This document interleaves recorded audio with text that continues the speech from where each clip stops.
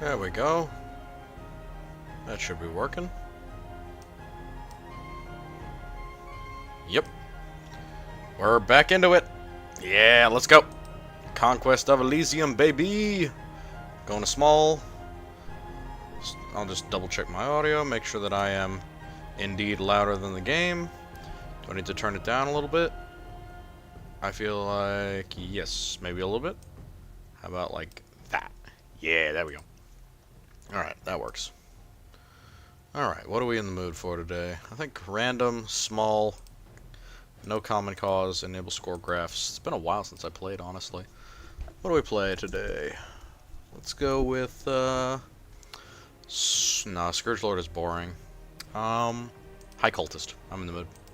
Got all that Psyker stuff out. Got Summoner.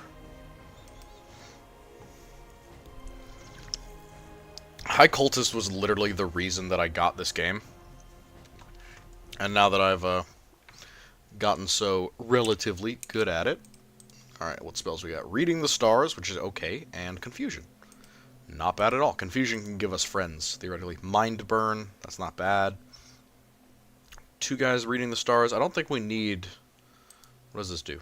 Effect Luck. Yeah, no, we don't need reading the stars. We got Mind Burn instead. And Soul Slay, which is literally the best spell in this entire game, pretty much. So let's go over here. Ooh, Giant's Envy.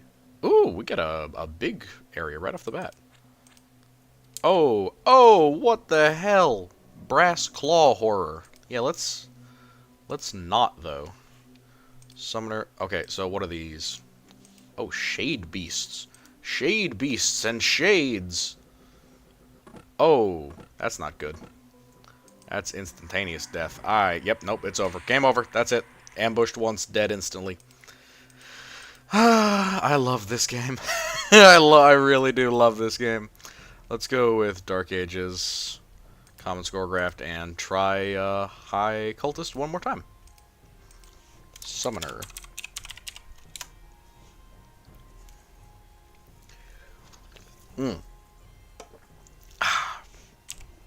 Alright.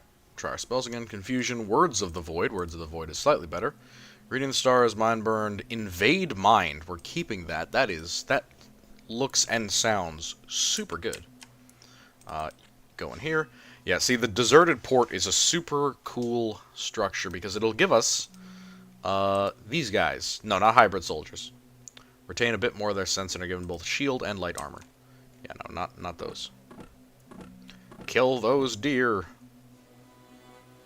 Zippity zap the deer.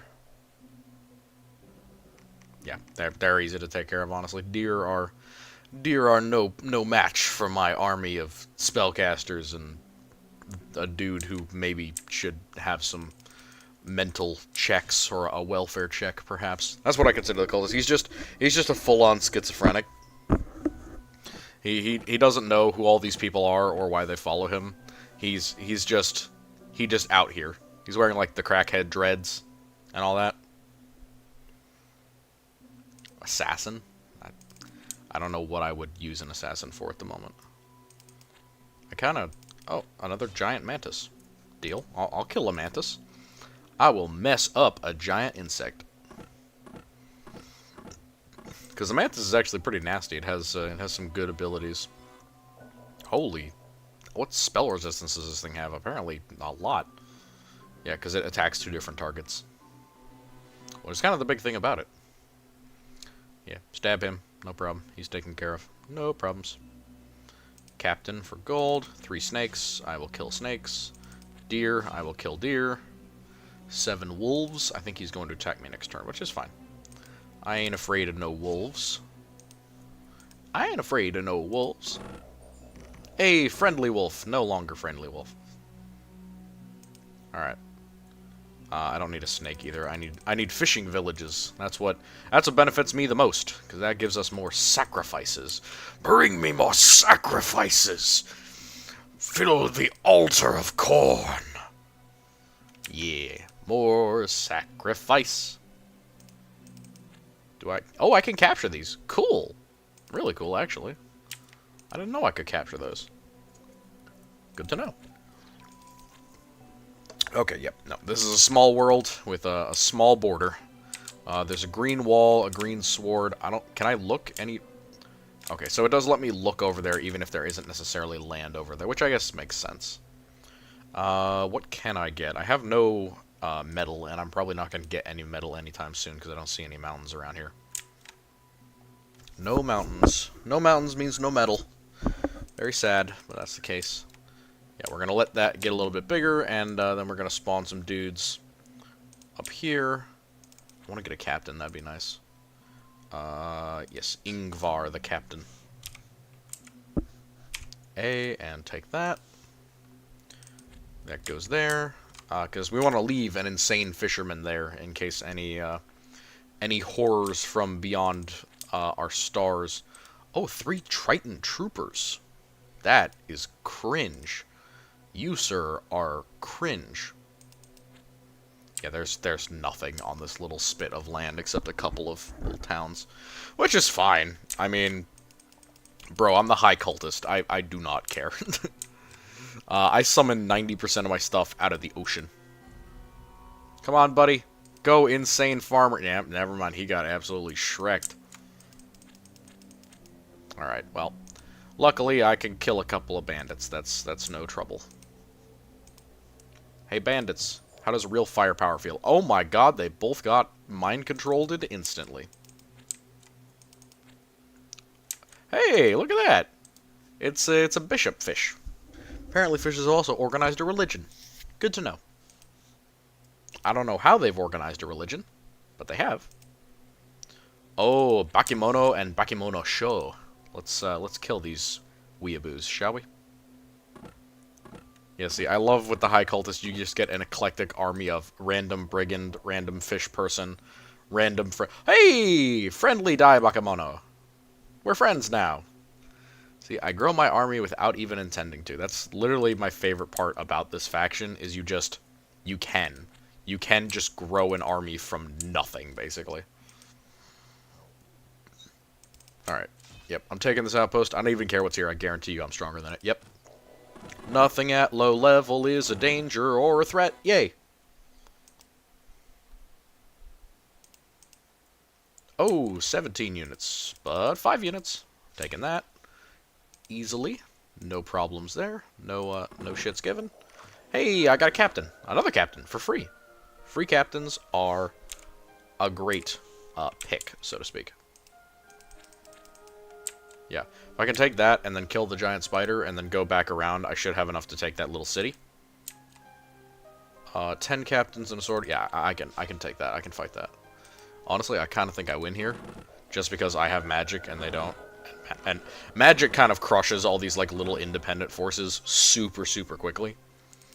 Which is incredibly good. Because, you know, what in God's name? Bog Beast. It's a bog beast and lizard shamans. I feel a deep sense of hatred. A deep sense of hatred. I dislike this intensely. I wish to slay these creatures with every fiber of my being. Alright. Apart from my hatred of these barbaric monsters that dare encroach upon my territory. Yeah, we're just gonna pick up all of our guys. Hello! Is Tyberos one of the Lost Primarchs? Absolutely not. No, he is not. No, he is not. I'm gonna put a solid quash on that. Tyberos is not a Lost Primarch. By the way, personal opinion, I think all of the Lost Primarchs, that's just code for dead. And I'm willing to bet that at least one of them was a Psyker like Magnus, and got full-on corrupted to the point where he wasn't going to be useful to the Emperor anymore. Personal headcanon thing, but yeah, I don't think Tyberos is one of the Lost Primarchs. Also, I'm kind of thinking that we were being facetious in asking, but if you weren't, I apologize for being so brusque. I just don't think that that theory holds any water. Especially with how he's treated, because he is just like a pretty generic. What makes you think he can't be one? He's not a Psyker, and he has absolutely no interest on him in comparison to the rest of the Imperium. Also, if he was that old, he would be showing examples of age, which, as far as we know, he canonically doesn't. Again, I don't like that they made the lion age. I think that was a dumb idea. But now that it is a part of the canon, it's a pretty easy way of indicating that someone is or is not a Primarch. Because if he was that old, not only would he be more important than he currently is, he would also show signs of age. Also, he's not like 15 feet tall. Just saying. Well, not 15 feet tall. Vulcan's like 12 feet tall. But still, he's not that huge. He isn't that size level to the point where I would say, ah yes, Lost Primarch. Also, again, I think the Lost Primarchs were lost for a damn good reason. And there's absolutely no way in hell that Tiburos would be allowed to continue as a Lost Primarch, even in theory. It just would not be allowed. Only possible in deep sea. Darn it. Is this shallow sea? Oh, it is shallow sea. Where is the deep sea? Aw, there is no deep sea nearby. Well, it's fine. I can just kind of do this, I guess. Yeah, call Army of the Deep. That's the important one. And then contact the old ones. Yep. Yep, those are the two important ones. These are the ones that we needed. I would like my township back, Giant Spider. He's 12 feet tall in armor. Yeah, no, definitely. Well, number one, he's 12 feet tall in Terminator armor, and by the way, I think that's a bit of an exaggeration, because again, people do exaggerate quite a bit, and I think it is within their reason to exaggerate with Tiburos, because he's literally the poster boy for being enormous. But that's not impossible. I mean, look at Lysander. He's not the only one. Terminator armor basically adds, like, what? 15, 20, 40% onto a Space Marine's height. If he just has, like, some really special Terminator armor, it's not impossible for you to get that big. Not easy. Not saying it's easy. But height is also not everything. If the Emperor had a missing son that wasn't killed off during the Great Crusade, you really think he would just let him operate on his own? He would need the most insane level of trust, and let's be honest, the Emperor is not a trusting person, and never has been. So, I doubt that's even possible. If he existed beyond the heresy, aka, like, he was around and then he was found or not found. Number one, he wouldn't not be found because we have records of all of the Primarchs being found again. So, the lost Primarchs are, like, for sure dead. Or at least they've been treated as dead by the Imperium. So, you know, dead to the Emperor means dead to history, essentially. Which is why I think that probably there aren't many of those that are still alive, if any at all. Probably none, in my opinion. Also, there's nothing stopping a Marine from just getting really big power armor, other than maybe, you know, not being a douche. Just saying. So, hey, I got a dwarf.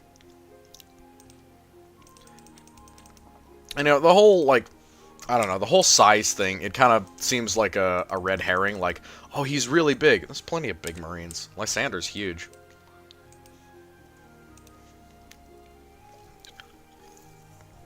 Hell, if you want to talk about big, Abaddon's a Primarch.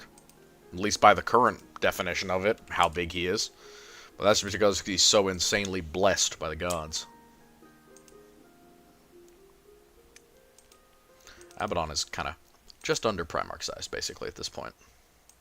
Depending on how strong Chaos is around him.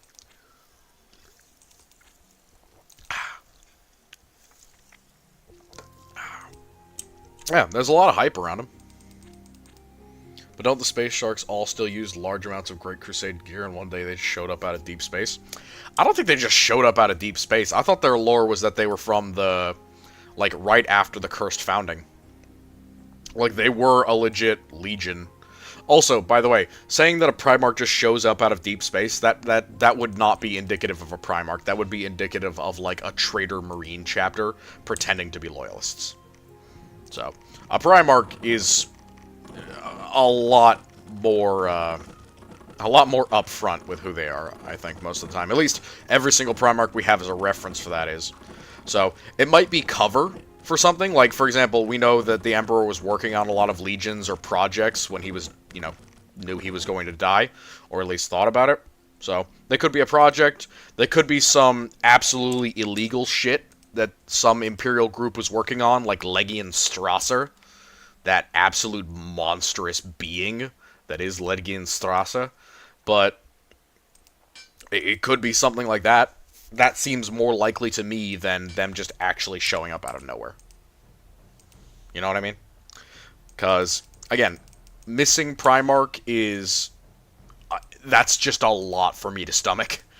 Because literally no Primarch ever has just been fine sitting on the sidelines while other shit happened. And also, we have, again, canonically found all of the Primarchs. The Emperor succeeded in his goal. It's just 2 of them essentially had to be put down for reasons that the Primarchs weren't allowed to talk about. One of those reasons was probably Chaos Corruption, I'm not going to lie to you. It's a cool headcanon to have. I just think that much like, you know, flat Earth theory, it's got a lot of people have to be making a lot of illogical decisions to make it happen. Also, the fact that he doesn't have any particularly unique gene seed, and he's pretty obviously a combination between existing gene seed patterns, at least as far as, like, you know, being a Night Lord, basically. Or being close to a Night Lord in terms of their genetic markers. But then again, you can mix and match gene seed and make whatever the hell you want. My personal headcanon with them, I think that they're Night Lords mixed with Raven Guard. They're the cursed combination. Because it matches their whole spooky Night Shark thing, and it also matches their actual gene markers of pale with black eyes.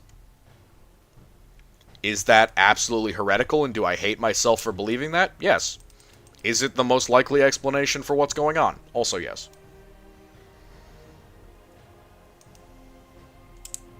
Okay. I've got an insane fisherman and a hybrid spearman, and an insane fisherman and a hybrid spearman here. Oh my god. I don't want to be stuck here. I don't want to be stuck here. There's knights here. Oh, that's really bad. That's a big knight army.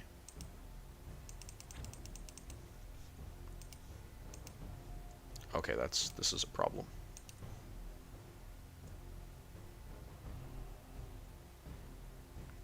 Okay, and we are moving on to the next location.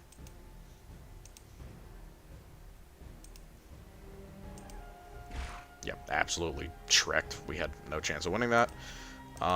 You need to get absolutely schmovin', and I need to start spawning in some very strong stuff at my main base, because otherwise I'm gonna die.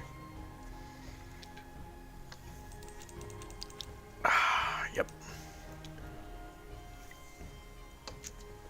You absolute rat bastards. Okay. There's that. See, I don't have a high chance of actually beating that army unless it's in my main base, and I think if I just sit there, I'm gonna be out of luck eventually. Okay. We just need one more unit of infantry, and then I think I can go after him. No, one unit of archers.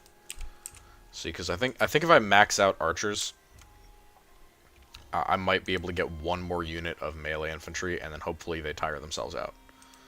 Oh, I should have saved my money. I should have saved my money for a cultist. I think that's probably game if I don't get another cultist soon. Yeah, we're just gonna keep passing the turn until we eventually get enough money to get a unit of melee infantry. Man, that sucks. I do not need a captain, nor do I want a captain. Cultist? I don't have enough money. Need more money. Cultist for 77 gold? He's still too expensive. Okay, we keep going. See, I just need to wait until I get a cultist, and then I put the cultist in charge of the army, and the cultist just uses his abilities over and over and over. There we go. Yep, cultist. Yig-Yad, cultist of the deep. Yep. And what are his spells? Mind Burn and Starlight. That works. That's not the important, though. Ooh, Contact Elderbeing. Yeah, no, we're 100% just doing this twice. Oh, okay. Tree works. Tree works. I like Tree. Tree is good. Least favorite new additions to the lore, just generally. Primaris Marines. That's my biggest gripe. I don't like them. I don't like their lore. I don't like how they were handled into the game.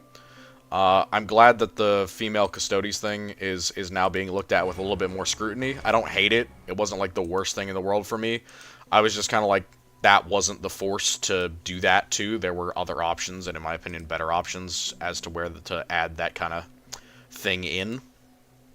You know, whatever you think about it. I don't like a lot of the... Basically, anything attached to Call's name doesn't necessarily, like, make my blood boil. It just kind of gives me pause of, like, okay, hold on. What logic are we going by? Are we going by the fact that this is 40k, or are we going with the idea that just anything goes now? Because, the lore is often treated around Call as if nothing matters. He's just a god who everything he touches becomes better than the Emperor ever could make it. I mean, other than that, there's a couple of general things that I was, like, skeptical about when they came out, but now I can, you know, I can take it or leave it, I don't really care. Because I don't play the tabletop anymore, so a lot of the lore changes that have been like, oh, this super cool vehicle on tabletop, and I'm like, literally no one's ever going to include that into a book. No one's ever going to care about it, and every time that it gets brought up in lore, it's just going to be like, so what? So what you have, a Redemptor Dreadnought, which is better than every other Dreadnought, and is super special and cool, and it's like, great, go play with your toys somewhere else, Blue Marine. Like, I don't care. I don't care. And that is still, quite frankly, my opinion on a lot of, like, new Marine stuff is like, okay, shoulder shrug, whatever. I'm not fighting you on tabletop anymore. Your lore doesn't have to make sense to me anymore. I don't care. It does not matter to me whatsoever. Does not affect my life anymore. If I was playing on tabletop, I would probably be a lot more upset about some of the things that they've changed, but, I don't. Yeah, Call is ridiculous. His entire lore, from his birth and conception to his current existence, is just either contradictory or just frustratingly bad, in terms of implementation.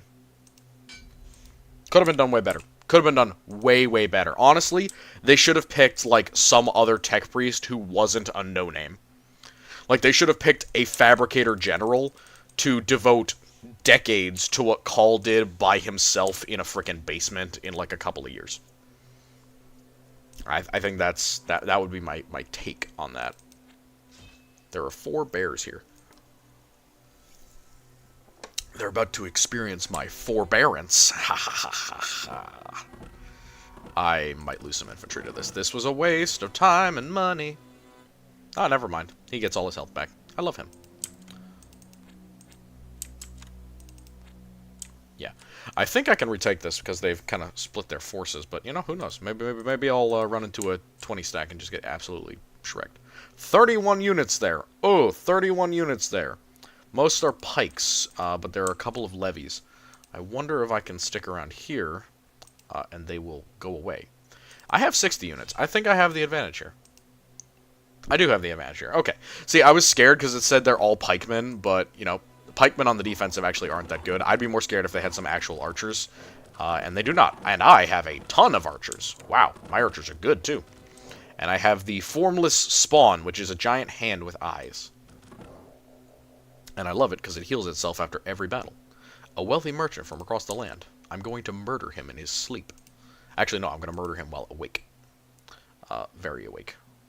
One would almost say woke. There we go. 6 levies. There's ascending here. What does that even mean? I don't even know what that means.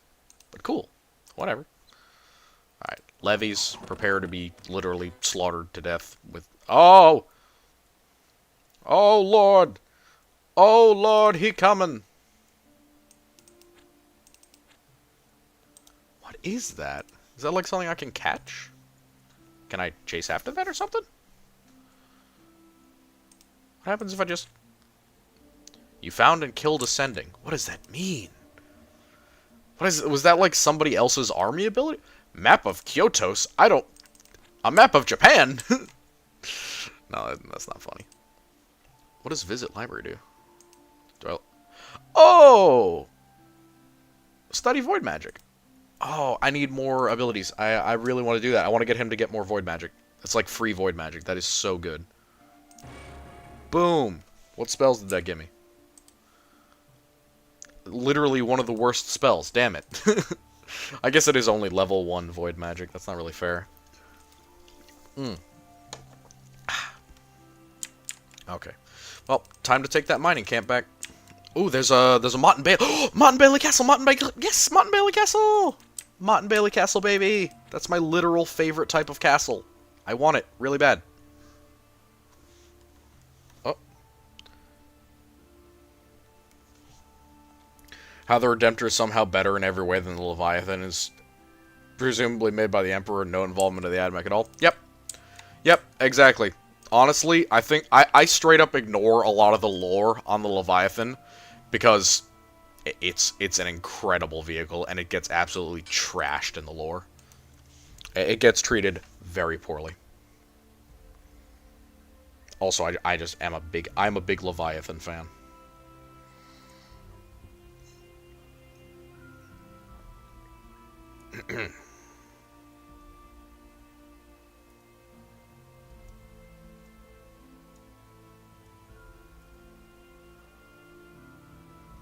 Do do do do do do.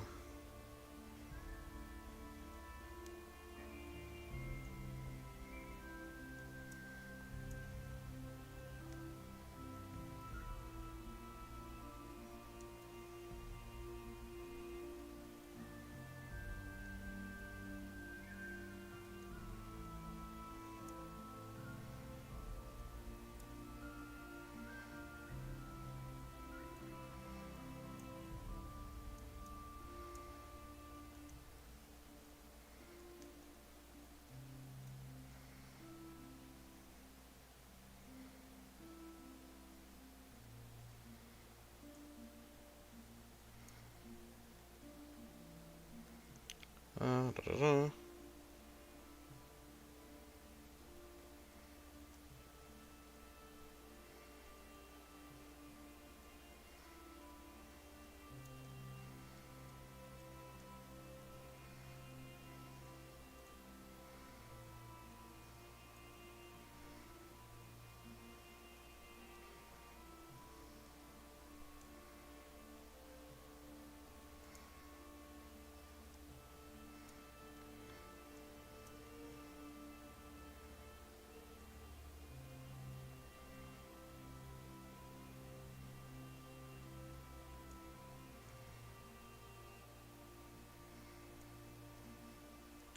Generic armor steel.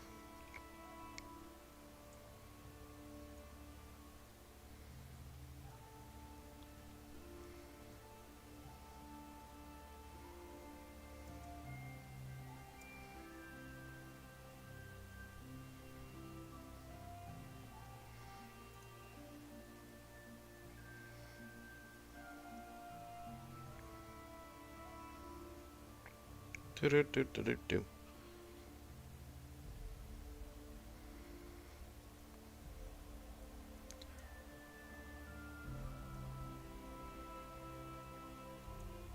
Shock and durability resistance. Sorry, I'm just responding to some comments.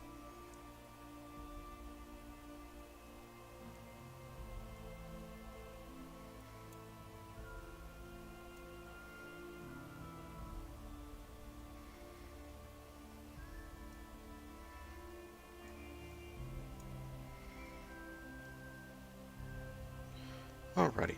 So, sorry. Oh, and some of the the Redemptors, yeah, it's not great. The lore on that is not great. I also don't like how it essentially gets treated really, really well for a Dreadnought. Like, there's no downsides to it. There's no, like, super bad thing that can happen if you get stuck in one. And all the downsides that existed with kind of the older Dreadnoughts, especially, like, Hellbrutes and stuff like that, the danger of that kind of disappeared as well. Writing out of old equipment to make more tac squads. No more AdMech robots besides the rarest one is impossible to reproduce. Yeah. I mean, I don't know much about the AdMech, that stuff in general. However, yeah, honestly, like, I think the idea of breaking up into assault and tactical that don't really change anything, just because you have a rifle now doesn't make a lot of sense to me. I thought at the time it would make sense with, like, a change in tactics, but the Marines' tactics basically haven't changed. I mean, realistically, the only big change for them was swapping out some of their weapons, and they don't seem to perform any better than the old bolters do. You know, same caliber, roughly the same speed. The only difference was a little bit of added accuracy at medium range. And to be honest, that did not seem worth it to me. Okay, well, this is going to be a tough fight if we succeed at all. I think we're going to lose. Yeah, we're dead. Okay, rip. That sucks. Alright. Let's do Dark Ages, score graphs. Do it again. High Cultist. Let's not lose our Cultist turn one this time.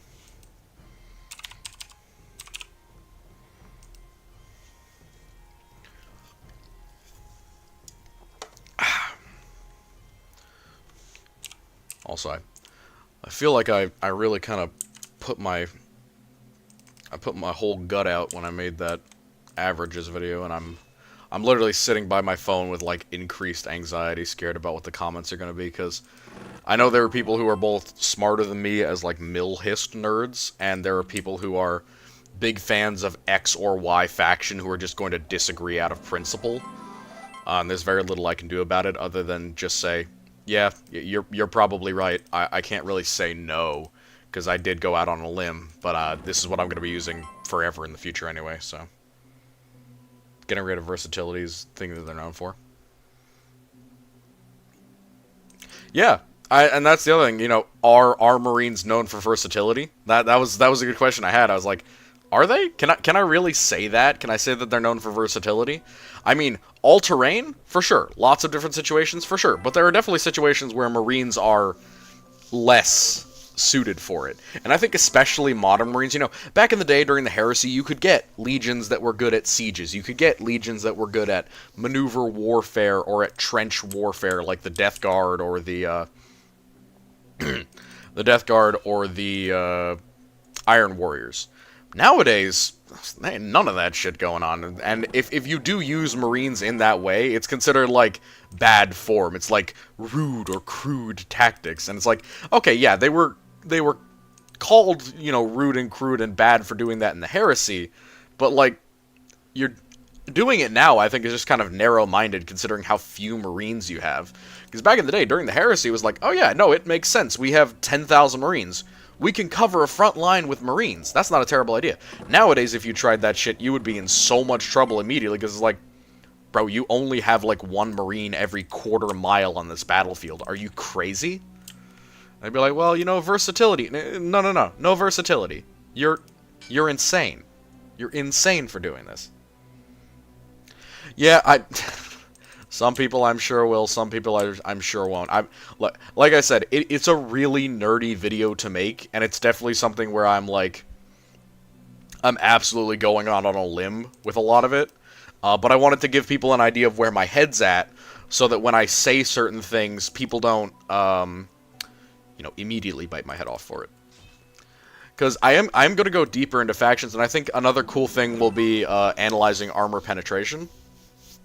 And, you know, initially when I was making the video, I was like, hey, this is going to take a really long time, because, oh my god, it took me so long to make that. It took me, between today and yesterday, it has taken me a collective 8 hours to make the averages video, plus the Psyker video. Oh my god, Yithians. Those are so good. Literally the best demon I could have summoned. Hell yes. But it took so long for me to get it done that at the end of it, I was like, I need to split this up into 2 videos, because there's no way that I could make it, you know, produce it in less than an hour apiece. And then when I actually filmed it, it was like about 40 minutes apiece, and I was like, damn it. I could have made that one big video and saved myself the trouble. But, you know, maybe it's a good thing. Maybe it's going to turn out to be a positive thing, and it'll be like, oh, you know, I watched part 1, let's watch part 2, or maybe they'll be able to say that they like one or dislike one, and I won't have to delete the whole thing or restart over again or any of that.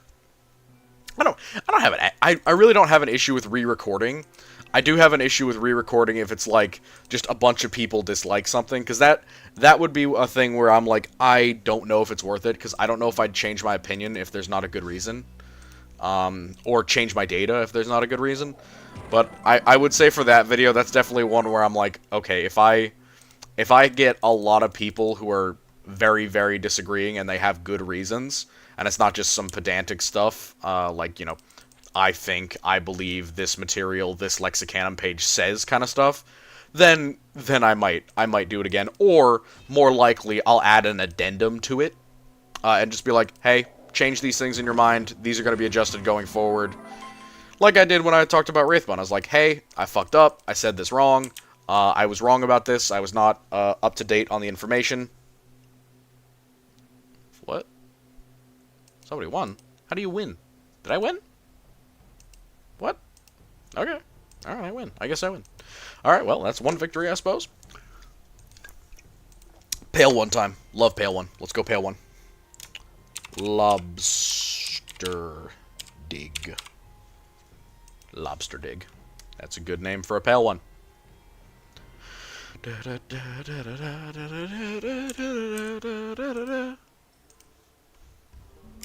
Alright, what spells have you, ancient man? Yeah. I got that big spear on me. I keep that spear on me. At all times. Enter gateway.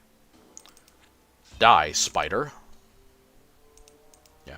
I think people were honestly more excited for the Psyker video than they were for the Averages video, mostly because people didn't really know what the hell I was talking about, which is reasonable. I didn't really explain it well. I kind of just went through and said, here's what I'm doing. Don't worry about what I actually mean, but here's what I'm doing. And then honestly, I think that Miscellaneous Xenos Weapons is going to win for the next video, and I'll be excited to do that because it'll give me an opportunity to talk about Miscellaneous Xenos, which I like.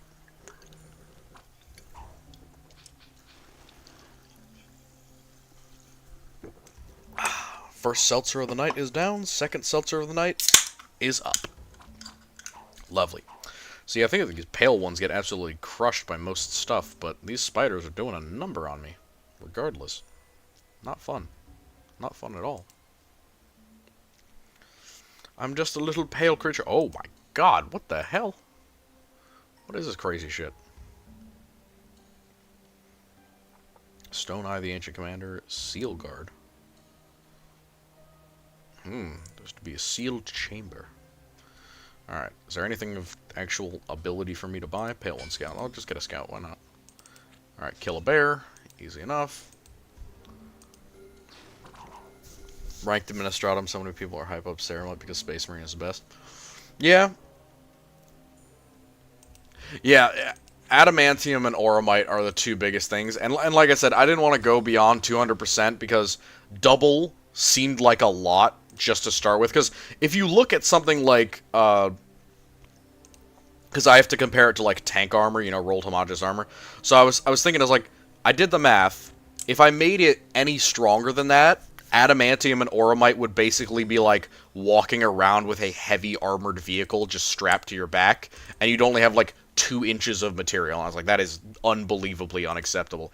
As it is, I still think Wraithbone is crazy strong for what they describe it as, because that shit is literal plastic. Like, I'm not even kidding. They describe it as literal plastic, and it is still madly tough for what it is. Like, on the same strength level as Adamantium, except obviously way thinner. You can't produce it at the same thickness. Or at least you couldn't produce it at the same thickness, I don't think.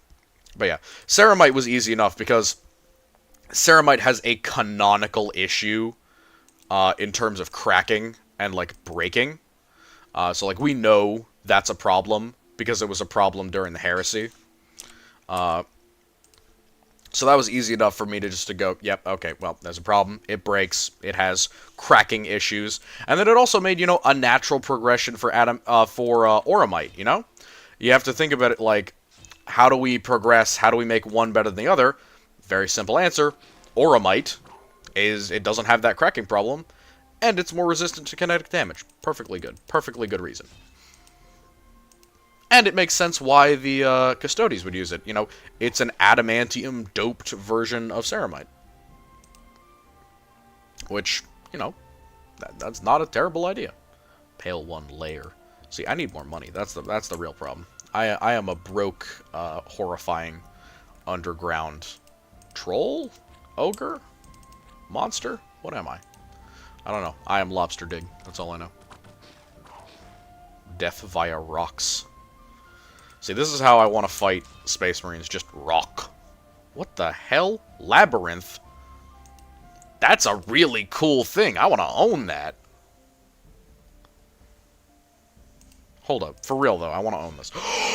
Gold mine, baby! That is... I am never going to get enough units to do that. However, I would like to. It's going to come down to the giant versus the... Ooh, a Gem of True Seeing. Ancient Hurler. Yeah, let's get one of those. Yeah, it's going to take me a while to get out of the literal labyrinth. Eldar that walk around in Terminator-sized suits, that's the question. See, that was my question as well. I'm like, if it's so damn tough, why do they walk around in the thin stuff? And I think the best answer to that is very simple. The answer to that is, if they did that, every other faction would lose. But, if they did that, my assumption would be that it is literally too heavy for them to carry. So, it would be quite literally too much for them to continue to fight in. Effectively, it would be like, you know, it would be like a human walking around in Terminator armor, but because Eldar are so relatively unpowered, or their armor is not powered, it would essentially drop all of the limited advantages that they have in exchange for basically making them immune to a lot of different stuff. So, they would be like dreadnoughts. And to a degree, that's what a lot of their, you know, big titans and stuff are. Like, they're super tough, yeah, but they also have the disadvantage of being, like... Or, sorry, they have the advantage of being very mobile, but they also have the advantage of having a lot of Wraithbone, which is really tough material. So, that would be my reasoning on that. The other thing is because it needs to be sung, and that probably can't create stuff that's super thick. But mostly since it cannot be powered, they can't make it super, super thick because it would slow them down too much to fight correctly. So yeah, that's my reasoning. The other reasoning is just because they're Eldar and they like to be... Their combat style is entirely demanding on their physical willowiness and mobility. You know, theoretically, I think the most heavily armored... the most heavily armored of them is still only in, like, 2 inches of armor. Which isn't bad, but it's not good. Yeah, I need to do some trading. Oh my god. I can't trade. I'm sad. Sad because no trading. Alright, I need to get at least a couple more sets of, like, Cavern Guard or Seal Guard, because otherwise I'm going to get absolutely shreked when I get out of here.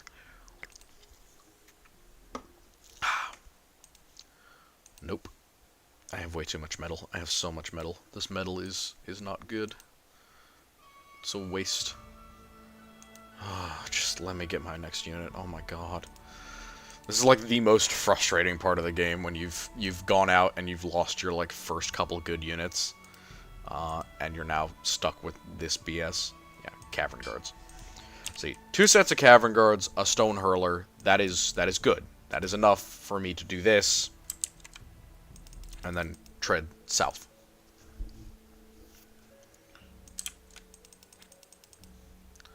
Do. I don't need Ancient Pale Ones. I don't like Ancient Pale Ones. I don't want them around. They're just... All they do is throw rocks and be smelly. And I don't like that.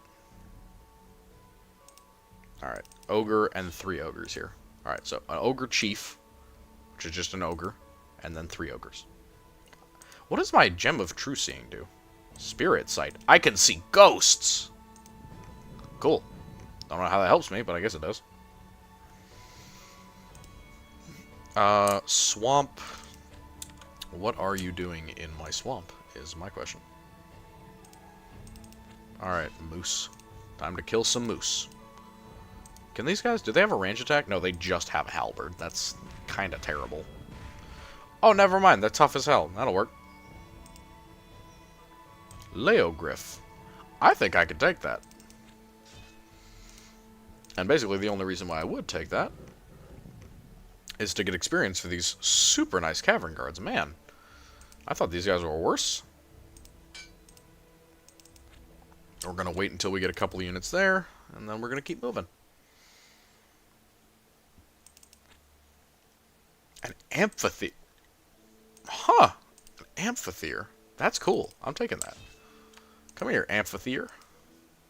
It's the Snake Dragon. Wow. Wow.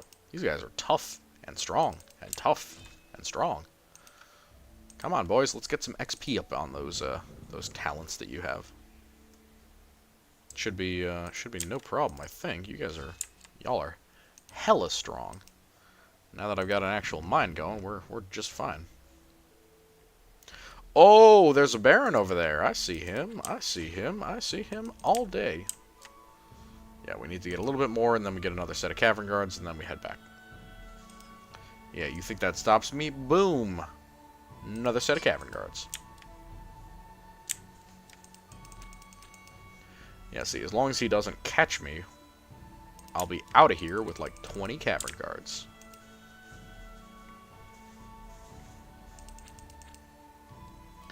Ooh, 32 units versus 11. I think I lose that fight. Oh, thank God he avoided me. Whew!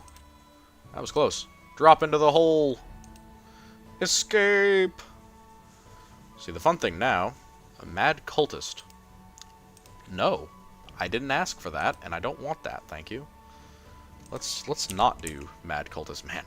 I got hella Cavern Guards now. My cavern, insanely well guarded, man. Insanely well guarded. I do not need deer. I do not need snakes. I do need this mine, though. That's important.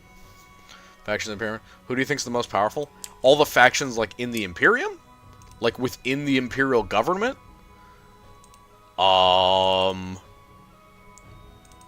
That's a hard question, but I guess I would say the Adeptus Astartes. I mean, like, as an Imperial organization, the Astartes. Yeah. I mean, hold up. Hold up, that's it. So if they're all do I have to have them all fighting each other, or is this a 1v1 situation? Or is this everyone in the Imperium versus this one group? Gotta tell me these things. It matters.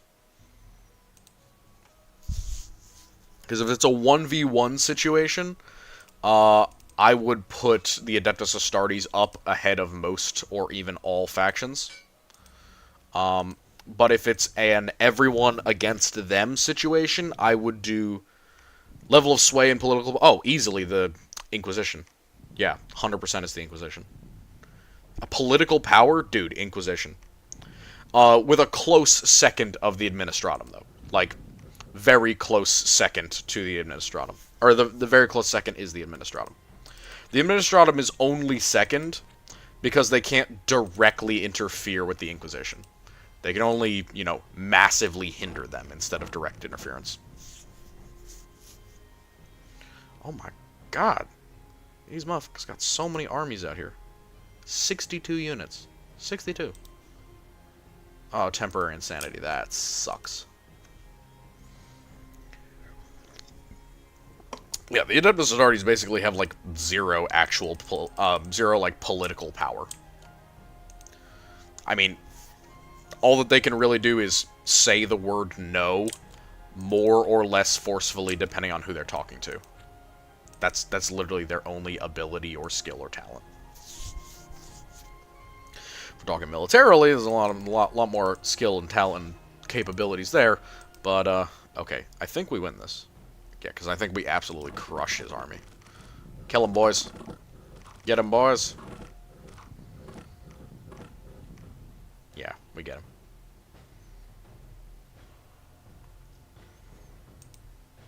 Beat him to death with hammers. Yeah. More Cavern Guards. For real, with the Cavern Guards being able to dig, the AdMech, hear me out. I mean, I know that you're an AdMech guy, but you are also the only one in here, so I don't really have an option other than to hear you out. But I do understand where you're coming from. You know, the Imperium would have a very hard time operating if the AdMech was entirely not on their side or adversarial. But here's the thing. The AdMech do not maintain a naval equivalent to the Imperial Navy. I know they're close. I know they've got a lot of abilities. But if we were to go into an actual fight, if the Imperial Navy were on the side of basically any faction in the galaxy, it would be on the side of the Administratum. And the Imperial Navy can crush every single other navy in the entirety of the setting with basically no contest. Like, it's not even a contest against any other Xenos race, and then against Space Marines, it's only like a mild contest. And it's not like I'm saying that out of meanness either. I'm not like dissing the Adeptus Astartes Navy. I'm just saying it's almost a no diff situation. For real. And for the Navy of the Mechanicus, it's a fight, but it is, in my opinion, less of a fight than the fight against the than a fight against the Space Marines would be.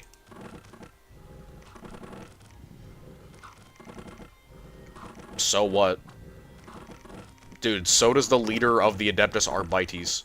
I don't count the Arbites as one of the most important units in the Imperial governance by political power. Also, empire of their own? No, they don't. Well, I shouldn't say that. They have a whole lot of influence over individual worlds, sure, but that influence is basically granted to them by the Administratum. And if the Administratum decided to go against that, essentially, you know, stab the Mechanicus in the back, I believe that a vast majority of Imperial worlds would come down on the side of the Administratum against the Mechanicus, particularly because of how the Mechanicus acts with its fief worlds. So, for example, if you have a giant population that are essentially slaves to the Mechanicus, they're going to want to side with the Administratum, because at least the Administratum is not actively oppressing them at all times. Just my opinion there. So, yeah, if it came to Civil War, it'd be bloody, it'd be nasty, but I think that Forges would literally just get choked out by the Administratum. It would come down to how many of what materials the Administratum or the Mechanicus can get their hands on, and if the Mechanicus hold a mini-empire within the Empire, the Administratum controls everything else. The actual Empire, in terms of resources. Again, it's not a pretty fight. It's not an easy one either. But if we're talking about being able to blockade warp lanes, raid enemy areas, all that kind of stuff, I think the Administratum comes out on top because the Imperial Navy are absolutely going to side with them, and the Imperial Navy basically no diffs 90% of the Navy. I know, no diffs every single Navy in 40k.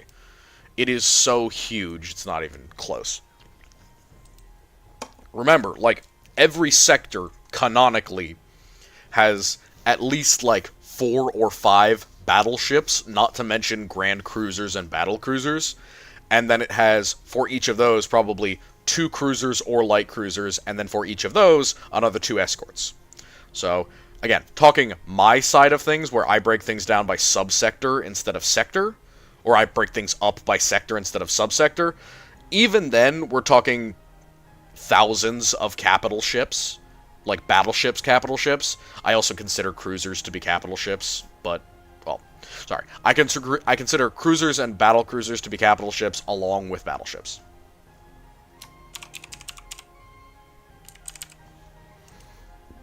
Man, you might be the only one in here for this time. I'm sorry about that. I kind of assumed more people would show up if I mentioned it a couple times, but I guess not.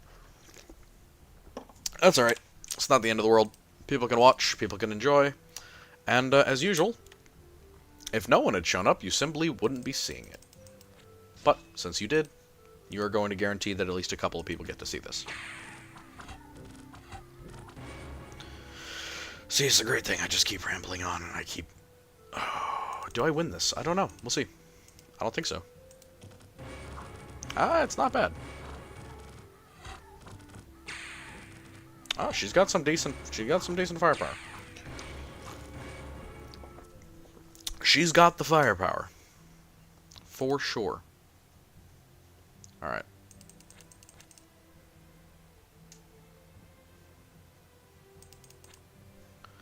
Yeah, we're gonna go back and get some units, and maybe we're gonna take some actual territory every now and then. Because I need some more archers, to be honest. Can I get a coal mine? I could use some metal. See, because the Warriors of Baal are kind of terrible, but then you get to, like, the actual legit warriors, and they are really good. Oh, I think I lose this. Okay, Lashes of Fire. Okay, I should be okay. Arbalasts. Okay, so they essentially have crossbows. Should be fine.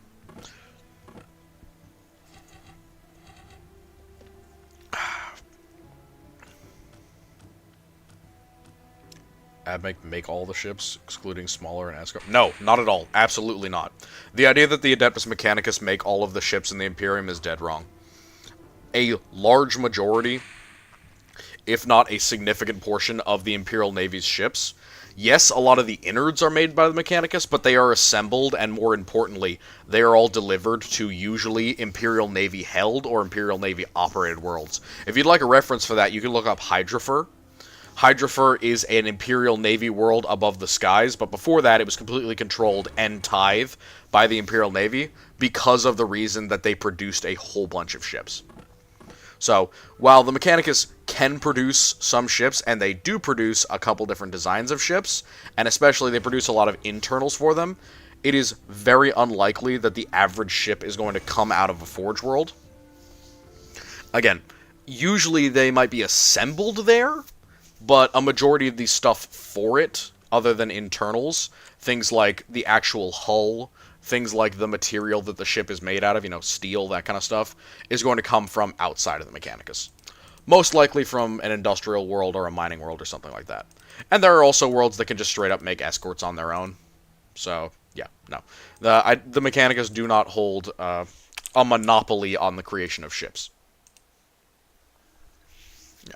And I think if you were to flip a coin between made on a Mechanicus world and made by an independent ship forge, I think you'd hit a 50-50 ratio. Maybe a little bit less, one way or the other, but to my understanding, those worlds that produce ships are not so uncommon as to be unusual.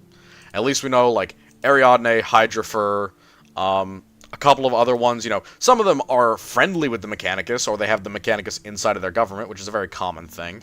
But if it were to come to, like, the Mechanicus trying to pull out and pressure those planets, they would probably choose to go without and turn for the Administratum, just because the Administratum controls the tithe, and the tithe determines where the armies of the Imperium go. And the armies of the Imperium are turned against you, you really don't want that.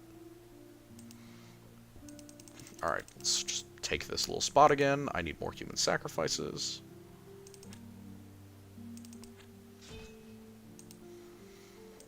Alright, let's kill some wolves. See, what do these Ballite Zealots do? Fanatic of Baal, Zealots serve as temples follow their priestesses in war, gladly leave their lives for blizzard. So do they just have, like, more morale? Oh yeah, they have, like, 6 morale. That's good. A solid morale. I say that like I know what any of the stats in this game mean. I don't. I have no idea what I'm doing. I'm a fraud. I'm not a fraud, I just don't know what the hell I'm talking about. Alright. We need... Oh. Let's get heavy infantry. The actual best unit in this roster by like a mile, because they actually have a shield. Yeah. The AdMech do make a couple of their own models of cruiser, and I guess like 1 or 2 designs of battlecruiser, but I'm pretty sure they don't make any indigenous battleship designs. And the Imperium has a ton of those, where the Mechanicus have very few.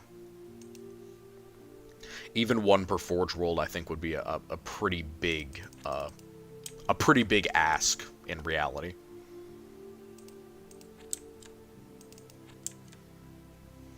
Alright, there we go. There's some sacrifices. That's what I needed. My god, took me long enough. Alright, here we go. Bakemono. Die, Bakemono. Yeah, he casts wind magic. I cast blood magic. I win. Blood magic always wins. See, that was another thing I got to talk about in the Psyker video, which I was kind of afraid. I was like, I hope nobody sees this, but at the same time, I hope somebody sees this and notices. Because I have always been a big proponent of Khorne being chill with Psykers that are chill with Khorne. Essentially the idea of like, alright, if you do things my way, you're in the clear. We're good, homie. And I've always been a big fan of that idea because it played in really well with a lot of the Khornate psychic stuff that, well, has essentially come to light now in the Sabbat Worlds Crusade. You know, Psykers of Khorne and all that type of stuff that's become more common as we actually have a force that actually is both Khornate and not completely insane. because that was one of the big issues with Khorne, is that, like, oh, he's got cool lore and all of his warriors and worshippers are really awesome, and then you realize that literally all of them are totally batshit crazy, and it's like, well, damn it, I thought they were really cool, and now they're doing stupid stuff just because the authors want to justify them getting their asses kicked. And that's the suffering, man. That's the suffering. I tell you what. Khorne does suffer 150%. I think a majority of the time he suffers from just being poorly written by people who don't know or don't care. Natarka is a great example of that. The Black Legionaries from Garyon are another great example of that. You know, Black Legionaries or World Eaters, I'm not exactly sure what they were, or what the person who wrote them thought they were, because clearly they did not think that they were World Eaters. Or if they did, they don't know what World Eaters are. Giant Spider, no. Can I do a Blood Feast? Hey, Lesser Ceremony to Ball, that works. I like bugs. I summon bugs.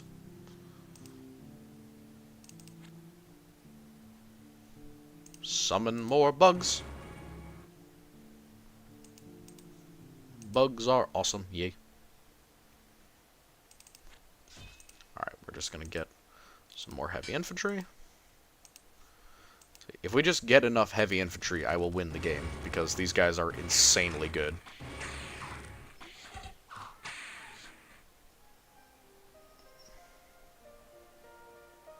Does not make... Yeah, so that's the thing. It's not the majority. So, a lot of ships, sure. Majority? No. I disagree with that. And again, the reason is because, why would they? It is an insane amount of effort to get that many resources up in orbit when they could be made on other planets. It's the kind of thing where you kind of have to consider the actual economics of the thing. If the AdMech were making all of those ships and shipping them out, it would be considerably expensive to them for something that other planets could do theoretically for much cheaper. You know, Mars is a very unique Forge world. Using it as a reference is not very reliable because it's going to do stuff that other Forges won't, because it can, essentially, because it's Mars. So, also, by the way, assuming that a majority of the ships come from a single planet is absolutely insane. Just because, again, the sheer number of ships available and required in the Imperial Navy are literally beyond a single Forge world to make, no matter what it is. No matter what the size, no matter what the long lineage, it doesn't matter. At a certain point, you're talking about trillions of tons of steel every single day to keep, like, multiple ship-sized vessels ready to go or ready to deploy. Not to mention that a lot of planets that upkeep those ships will be completely non-Mechanicus affiliated. Remember, there are star bases and stations that maintain and produce parts for those ships that are scattered all over the galaxy. And if they can do it, I severely doubt that the Mechanicus would find as much profit in doing it themselves. Again, they'll basically make all of the mechanical and technological components, you know, the void shield generators, the command and control, a lot of that stuff, but the actual grunt work of making stuff like hull sections and engines and fuel systems, all that stuff is probably going to get outsourced just because it's not worth it monetarily. Consider it like that. So, a large number of ships on Mars? Sure, it's probably one of a large number of major ship forges. But if you wanted to go to another example, again, Hydrafer is an example of a literal Imperial Navy world that does nothing except, well, doesn't do nothing, but is the base for the entirety of the Imperial Navy in the sector, and they produce ships. Well, for books-wise, I would mostly point you towards Hydrafer on Lexicanum, and then you can see what the references were for those. The other one that I would point you to is if you wanted to go into Imperial Navy stuff that was from a period that I actually have read a good bit into, there is a lot from the early days of the Sabbat Worlds Crusades. So, very specifically, I would point you to something like Straight Silver or Salvation's Reach. Because in both of those, they have examples of those ships where they came from, how they're being maintained, and how the distance is taken care of. The other big thing that I was using as an example is chaos space, or human chaos use of shipyards without Mechanicus assistance, which there are a couple of, and are other examples of just, it being cheaper. But a lot of this just comes down to economics, The Mechanicus need to turn a profit. They need to keep a significant monetary buffer in their system constantly to be making up for the fact that they are losing money on a good deal of their products that they're essentially losing in tithe, So if the Mechanicus are forced to upkeep Y or make X, they would then have to consider what money they're actually going to get from their real monetary ventures. So say that the Mechanicus are being requested or, being nudge forced into producing something for the Administratum, be it tanks, be it aircraft, be it voidcraft, be it naval vessels. They're then going to have to look at all the other products that they have, on display or otherwise being produced for elsewhere in the Imperium, and they're going to have to seriously look at it and consider, which one are we going to discontinue or recontinue or increase or decrease production on, because right now we're losing a ton of money this year or quarter or sector. I look at the Mechanicus a little bit like a giant corporation working within the Imperium rather than a sub-empire. Because in a lot of cases, that's how they work. In some cases they sub out influence, politics, and resources for money, but they essentially just work like that corporation. Which I think goes well with their whole soulless mechanical thing.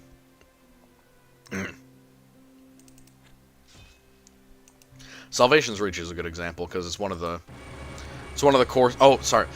It might not be Salvation's Reach. It's whatever one has, like, the demon ships, the Alminator. Because it is one of two canonical Chaos battleships that have been produced without any input from the Mechanicus. And they're an example of a resource that can be made by mankind that, as it's implied that it can be made by people without Mechanicus input, that implies that it is not making as much money. Because, of course, for the Mechanicus, if there are competitors, it might not be worth it. Because, again, market goes as low as it wants. Mechanicus wants to produce high. Produce whatever is making the most amount of money at the moment. Often, that's just going to be what's available to them at the moment. Or what other people are not making. I would say a lot of the reasons why they make cruisers is because cruisers are always in demand. There will never be a time where cruisers aren't getting knocked out. Battleships, that's a big ticket item. That's like Titans. It's something that not every system is going to be able to afford, and hell, a whole lot of them aren't even going to want it when it gets done. And the Mechanicus, well, if they can't take control of it, which they often won't do, because, again, the Administratum and they often fight over what vehicles and equipment they're allowed to have that is multi-domain, so to speak, they might choose not to do that. Or, choose, quote-unquote, they might be forced not to do that. Carrion Beast, what in God's name are you? I want more archers. Yep. Hella archers. Alright, what are you? Something from the Scourge lands. Something from the Scourge.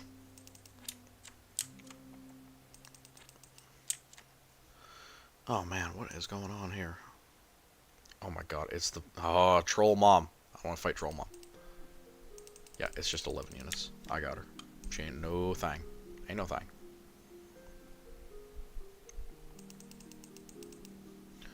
Okay, well, that's rough. Wish I wasn't stuck in this literal hell. Heavy infantry, please. I will never get enough heavy infantry. More heavy infantry is required. These are the equivalent of my Space Marines. They're just slightly brain-rotted.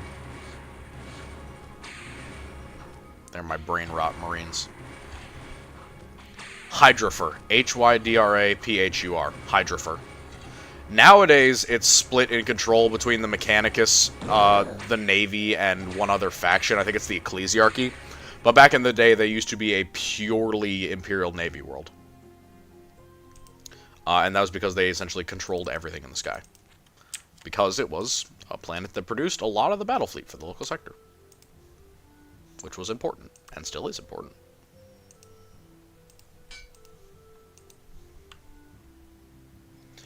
So H... Oh, I already... Here. Hydrofer. That should help you. It's on Lexicanum.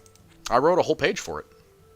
Sorry, I didn't write it on Lexicanum. I wrote it myself for a separate thing. But I did write up a whole thing on it. So I'm fairly convinced that's how it's spelled. I hope I didn't spell it wrong. Of course, you're welcome. And again, it's fine to disagree with me. That's just my opinion. I'm always into not belittling. I don't mean to belittle the Adeptus Mechanicus, but I do often tend to lower the godhood that some people put them under. Look at the actual description. Or rather, I should say, read the Lexicanum page.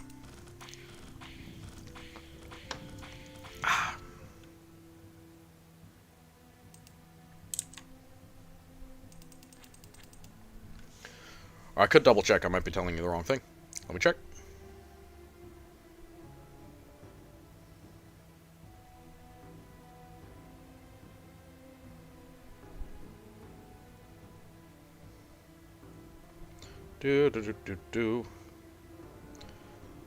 Yeah, divided into several spheres of influence, the Imperial Navy holds sway in the atmosphere. The surface has the Ecclesiarchy in an uneasy conjunction with the Adeptus Mechanicus. During the Pledge of Unbelief, it was surrendered to rebel forces under Cardinal Burcarus. Blah, blah, blah, blah. Instituted annual religious festival, etc. So, Hydrofer... Although primary authorities on Hydrofer itself are the Administratum and the Ecclesiarchy, the Navy responded by tightening its control over the rest of the system and subsector because they had been the ones in charge of it, to the point where the Ecclesiarchy on Hydrofer found it necessary to convert couriers to communicate with its fellows in other systems. Navy also formed close ties with the mercantile families on Hydrofer, such as the Syndicate ties are regarded as family associations. Due to the strife, Hydrofer during the Age of Apostrophe was ultimately divided between the Navy, Ecclesiarchy, and Mechanicum, thanks to reforms overseen by Belleronis. Sometime in the Great Rift's creation, Hydrofer was invaded by the Black Legion, less important. But yeah. Says it's a Forge world, but interestingly enough, not controlled by the Mechanicus. Or at least, not originally, and now not completely. Still a Forge world. Interesting thing, huh? Very cool little edge case there. One of my favorites.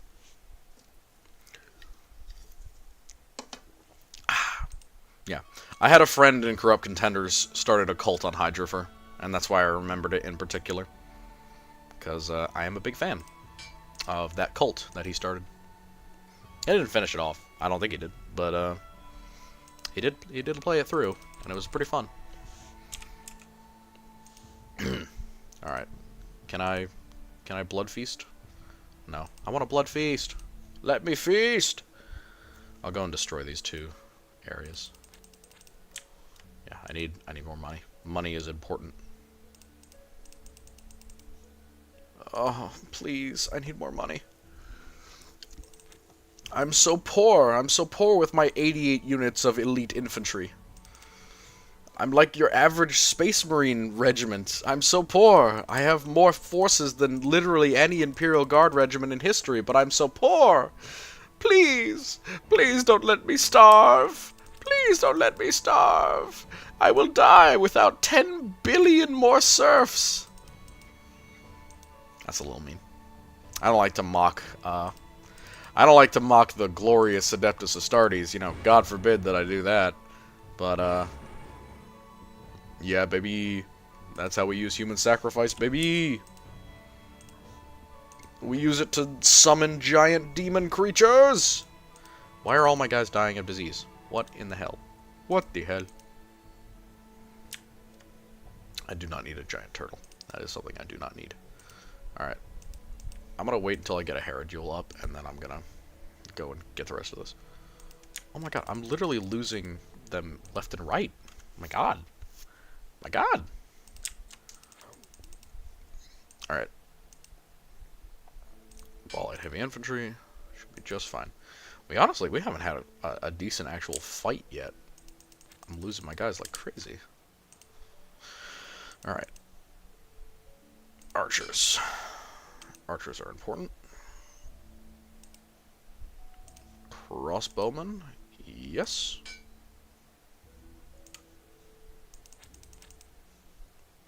And then a couple more crossbowmen. Oh my lord, look at all these actual bastards.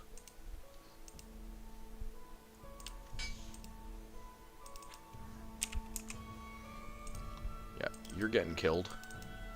Oh my, you're kidding me. Alright, fine, let's just sell them around the bolt. Let's get some hello scorpions.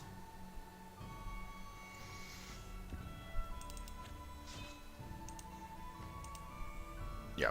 Oh my gosh, where'd you get a soulless giant? What even faction is this? Is this the Sheik? What the hell? Well, they will break upon my line of unbreakable giants.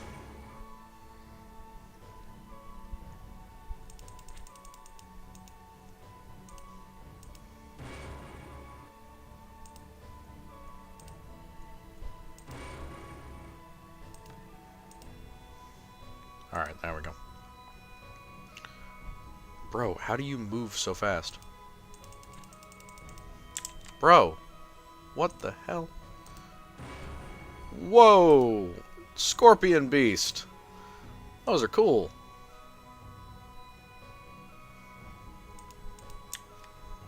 Alright, gonna get a higher deal.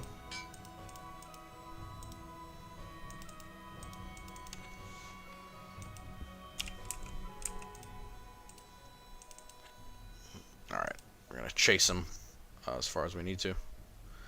Dude literally moves 4 freaking spaces. That is wild for real. Yeah, I'm just gonna go conquer somebody's capital. I'm tired of messing with this BS.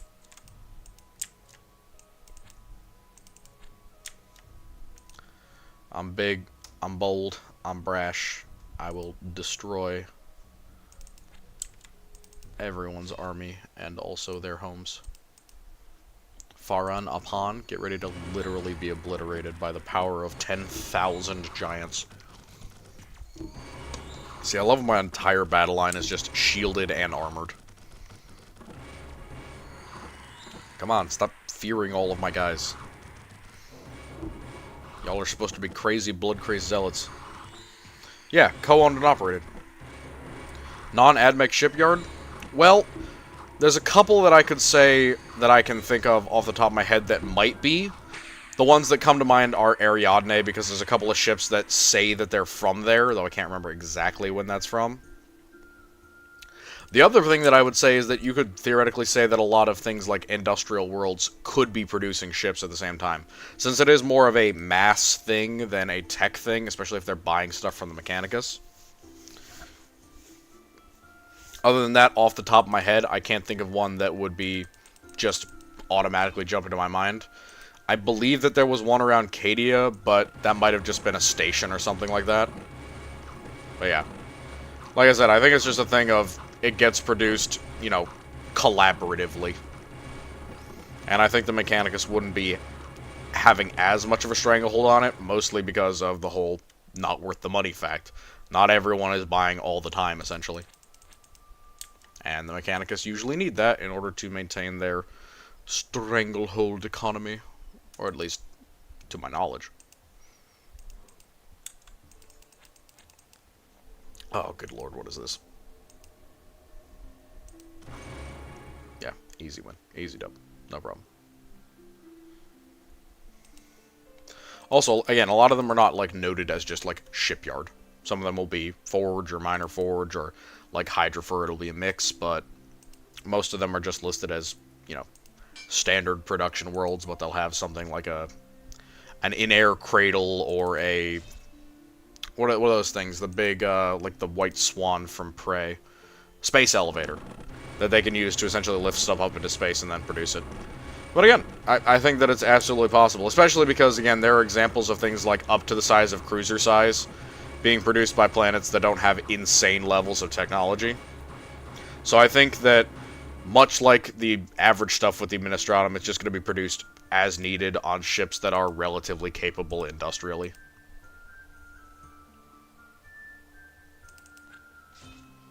I think I got this. I think this is no sweat. Come on, Temple District. Yeah, I think I absolutely crush these guys. No diff. Maybe, maybe not. I hope not.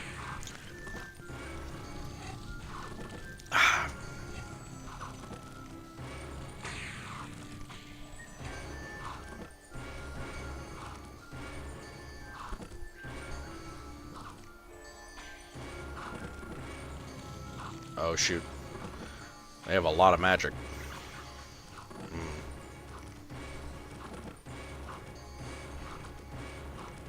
Keep summoning spiders.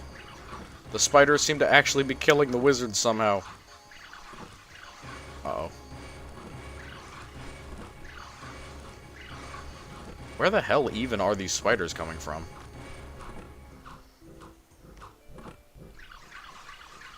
Ah, rip. Rip. Rip. Alright. 20 more minutes, we'll get one more done. And then we'll finish off.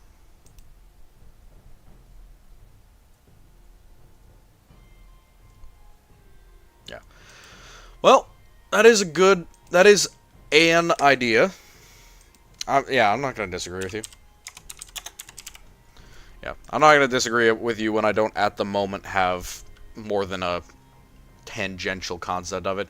I personally just think that it would be more economical for them, you know, just in terms of who's buying what, to have themselves produce the bare minimum of what is required for a ship to be produced in the first place, and then they essentially hand it over to another planet that will do all the mass moving. Because the other big thing is, there's limited space on a lot of forges, and even with the idea of shifting stuff up into orbit, there's a lot of production that has to be done on the actual ground level, just so that, you know, you're able to move these big, heavy objects around. And I think that not only having to transport it is a pretty solid idea, just so that it can be in orbit to start with, you know? You know, if it was being produced on a planet that didn't have, like, a huge gantry or, like, mechanical way of moving stuff around, you know?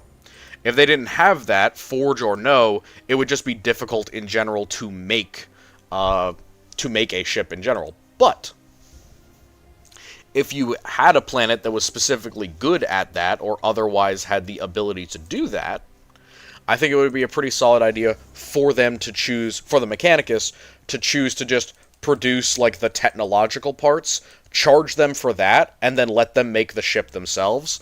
Essentially cutting out the difficult part for themselves of getting all of these long, expensive, or expansive transit and movement networks, not to mention having to launch ships off of the surface, which can sometimes be a giant pain in the ass. And planets that are particularly set up for that type of production, it seems like they would prefer to outsource that, because that production is just very space requirous. And the Mechanicus, you know, they want to put as much effort as they possibly can into producing on the ground level with, like, factories and macro factories, things like that. And I feel like a ship forge would take up a huge amount of space. If a forge couldn't do what Mars does, you know, and just produce them literally in space, they would probably find it more economical to just have another planet do that for them. You know, for ease of use type deal. Alright, raise dead. I think I'm going to have to repeatedly raise dead here. Yeah, I'm going to have to repeatedly raise dead. Also, yeah, a lot of stations are for, like, rejuve and repair, but the thing is, there are also quite a few that can do significant repairs, and also a lot of the planets that would have the infrastructure, so to speak, to create ships in the first place, like Hydrafor, would have a very significant reason would then have a very significant reason to have those, to have them as bases for the Navy, because they have the ability to do things like shift up a 500-ton piece of metal and graft it to the side of the ship so that it fixes a big old hole.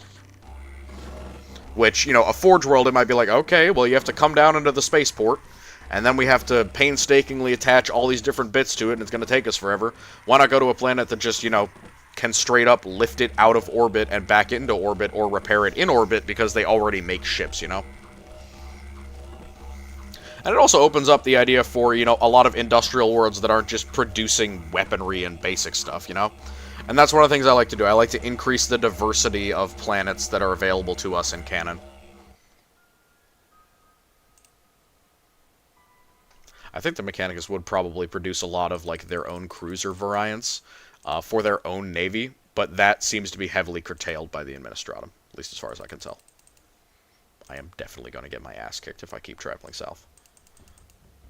Oh, Commander is insane and doesn't want to move. Nice. I forgot the absolute pleasure of playing Necromancer. Alright, well, that was good, Guntuna. Sorry you were basically the only one here the whole time. Alright. I am going to get headed. It's almost time for me to pass out. I got a busy week. I'll get this up with the rest of it. And I wish you a lovely good night.